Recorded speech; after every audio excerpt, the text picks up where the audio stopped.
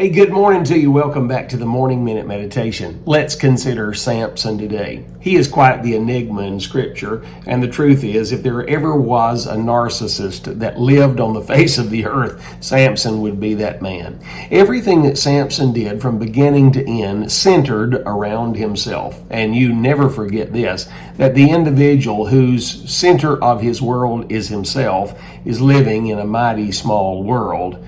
Samson, in chapter number 14, in verse 5, went down to Timnath with mom and dad to get a bride out of the world. She pleased him well, according to Samson. And as they went down, the Bible said that when they came to Timnath, he, Samson, came through the vineyards of Timnath, and a lion roared against him. It was in this temptation there in the vineyard, he being a Nazarite could have nothing to do with what was on the vine, and so he places himself in the proximity of temptation, and it was there that a lion roared against him. By way of typology, we would say that the devil, as a roaring lion, is walking about seeking whom he may devour. And when he gets us in the proximity of temptation, he makes his move upon our life.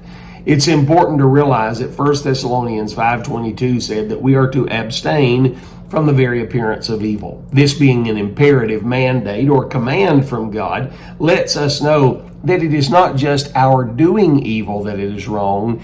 It is if we do something that appears to be evil or place ourselves in the proximity of evil, knowing that it is a temptation to us. We are to avoid those temptations that would lead us and draw us to sin.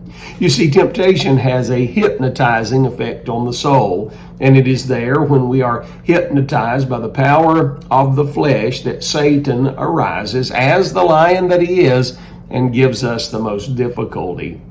In 1987, a story came out in the Los Angeles Times, and many other news outlets reported it, about 3 young boys at the Brooklyn Zoo who hid themselves in the zoo because they wanted to swim in the moat that was in front of the polar bear cage, or the place where the polar bears were kept.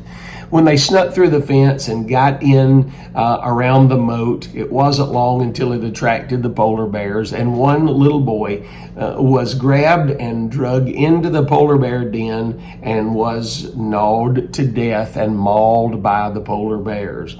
The bottom line was this: he was in a place where he shouldn't have been, and he suffered a consequence that he could never recover from. And isn't that the way sin is? Sin brings us to a place where we're in a place where we shouldn't be, around things we shouldn't be around, and the temptation and its hypnotizing effect draws us like a bug to the light, and the next thing you know, we're in trouble. It's important that we realize that if temptation is going to have its effect in our life and lead us into the dregs of sin, then we must allow ourselves to be within its proximity.